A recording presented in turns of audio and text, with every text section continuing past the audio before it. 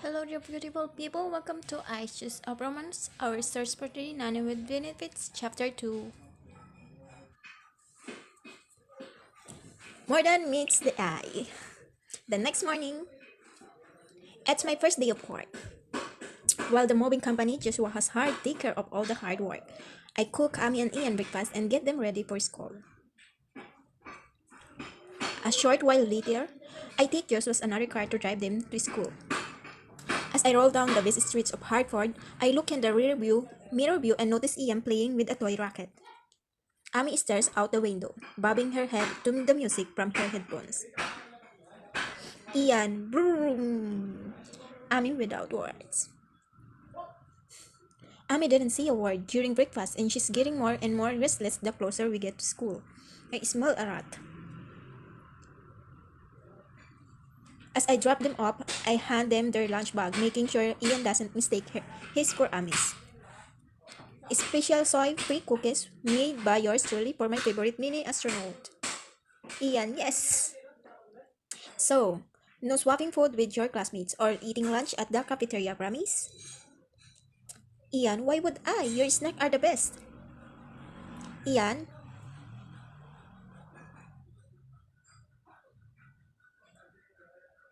the way to a man's heart is through his stomach, right? Next, I turn to Ami. Your father told me the traditional PB&J is your favorite, so... Ami, thanks. Ami cuts me up and grabs her lunch bag from my hand, her eyes glued to a spot behind my head.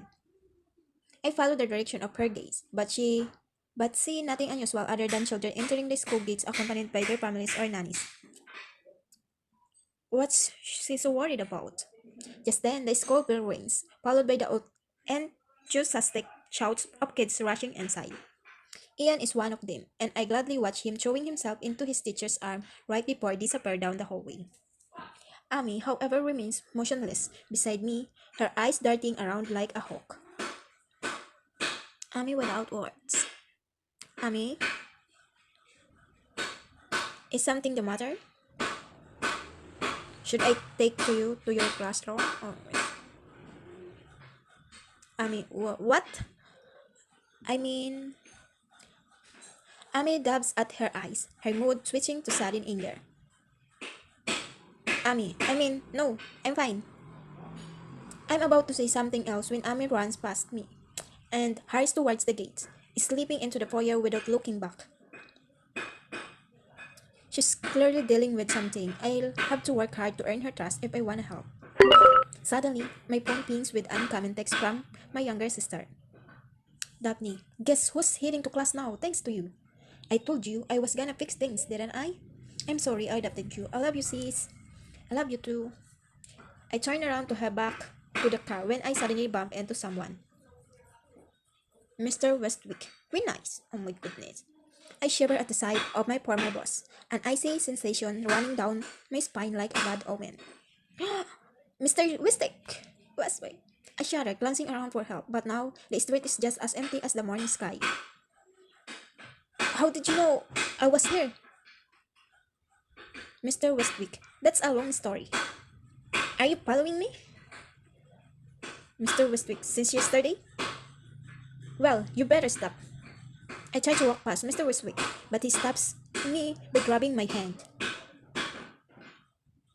Mr. Westwick, I am sorry, but I can't let you go. We have unfinished business to discuss. Listen up.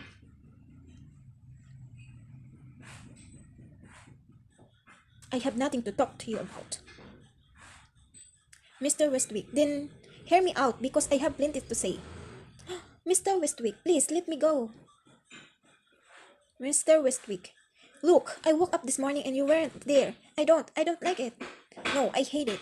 You're not around. It doesn't feel right. You're married. Mr. Westwick, I know, but you're the reason why I got fired from the agency to begin with. Mr. Westwick, I shouldn't have lied to your boss. I just... Stop. There's never been anything between us but a professional relationship. Quite chasing me or I'll make you regret it. I speak through grinded teeth, not even trying to temper the truth in my tone. Mr. Westwick, You're bluffing. You wouldn't tell anyone. I wouldn't ask me if I were you. Mr. Westwick remained silent as if caught in a trance.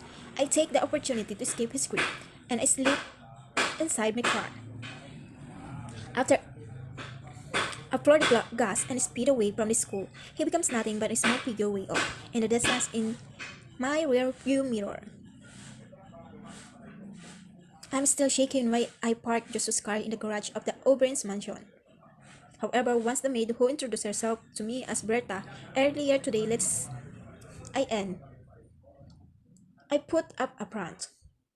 Berta, Miss Queen Eyes, I was waiting for you. Mr. O'Brien wanted to me to give you this. The maid places a keychain with the silver keys into my hand and I close my fingers around it. There are the keys to every room of the house, including yours. Apologize for the delay. I was busy making you those copies. I just got back minutes before you, hence why I only running into you now. Oh, don't worry and thank you. Berta, also, I just finished your room so you're free to check it out. Berta?